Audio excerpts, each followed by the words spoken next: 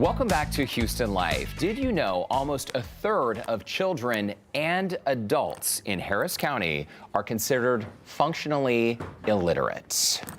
The late Barbara Bush wanted to change that, and the foundation she started is celebrating 10 years of helping Houstonians of all ages learn to read. One of the ways they are doing that is with interactive hands-on programs. Here with what's being done and how you can help is Julie Baker-Fink, President and CEO of the Barbara Bush Houston Literacy Foundation. Julie, it's nice to see you. Good to see you as always. And we do have a literacy special coming up on Sunday. We want to let our viewers know about that. We'll have those details. Let's talk about this number that we were just talking about. A third of adults and children are functionally illiterate.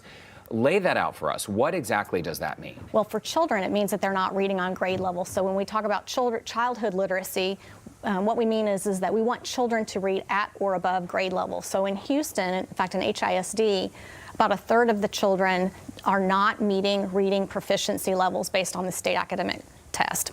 And when we look at even a little further in those numbers, when we look at Black and Hispanic children in 3rd through 8th grade, those who are economically disadvantaged, meaning coming from a low-income home, 2/3 of them are not meeting reading standards. And so these numbers are very alarming. And when we look at adults, it means that they may be able to read some basic text, but they may not comprehend it or be able to apply that in a context of a work setting, or to be able to help their child with their homework on a upper level. I know throughout the entire year you guys do some amazing things. You go around with the Curiosity Cruiser. I got to go with them 2 times pre-pandemic and check it out, and you've now added a 4th one to the crew as well. We have a growing fleet of Curiosity Cruisers, and that is a partnership with Harris County Public Library and an initiative of our Ladies for Literacy Guild. And so what the cruisers do is they go out into the community, into low-income communities, and provide after-school programming and summer programming around STEM-related fields, all tied to books. And then children get to go on to a cruiser and to select a book to help build their home libraries. It's a fabulous initiative. Having access to books, I feel like this is something that so many people just take for granted, right? We think, oh, well, why wouldn't a young person have a book at home? Right. That, Julie, is the reality for so many young people in our community. This year, the foundation is serving 14,000 children this spring so far, and you'll distribute your 1 millionth book. Yes, in December. So we're hoping to put an exclamation point on our decade of difference making this year by giving out our 1 millionth book. And that's a program through my home library that members of the community can sponsor a child. It's $30 for a home library of 6 books, brand new books for children, or think about it, $5 can make a difference by putting a book in the hand of a low-income child. So we're on track to hit that millionth book, but we're not going to stop there because there's such a great need in our community. Yeah, it's an ongoing thing that multiple people can help. And I know that you're always looking for volunteers. What are some other ways that people can help and volunteer with you guys? So we have,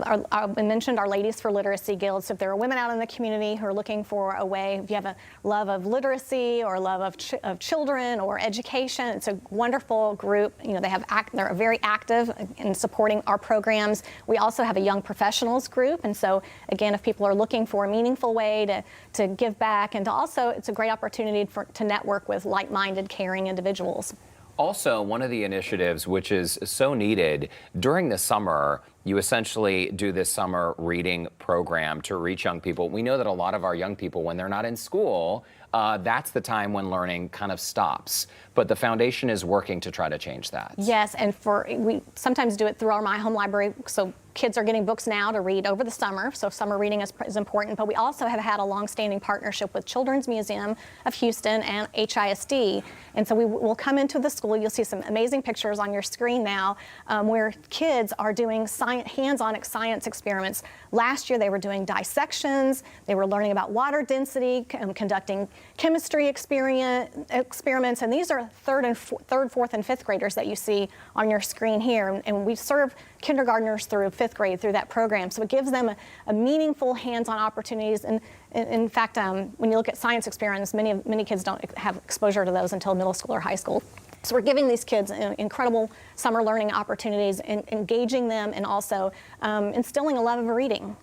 Speaking of the reading, I've been a part of a program where I've gone with you and I've read to children in these classrooms, and there's just something so special about reading a story to a group of kids who are so fully invested in what you have to say because they might not get that story time at home. I love that you had a meaningful experience because that's what we're seeing a lot of our volunteers go in and do. We have a program called Reading Roundup. It's funded by the Houston Livestock Show and Rodeo. Members of the community can sign up and be a reading mentor to a classroom by utilizing resources that we've designed once a month. And it's amazing. We always hear from our volunteers that they feel like they're getting more out of it than the kids, but the kids really are.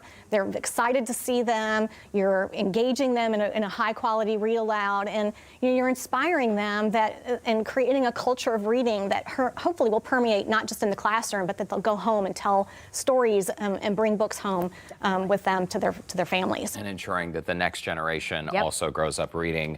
Dr. Julie Baker-Fink, it's great to see you. Great to see you. And thanks for all your work in the community. You can tell we're big fans of the foundation. And we're excited about Sunday. We're excited about Sunday's show. Sunday night, and we're going to tell our viewers how they can find it. In the meantime, you can also visit our website, HoustonLife.tv, if you would like to donate. And if you would like to learn more about the foundation's work, what Julie was just mentioning, this Sunday we are hosting a 1-hour special in prime time about literacy in Houston. During the show, you can see the foundation's programs in action. We'll also hear from President George W. Bush, First Lady Laura Bush, Neil Bush, Mayor Sylvester Turner, and best-selling authors Nelson DeMille, Isabel Wilkerson, the Reverend Dr. Russell J. Levinson Jr., and Tess Gerritsen. It's going to be a fantastic program. It starts at 8 p.m. on Sunday evening right here on KPRC2. And hey,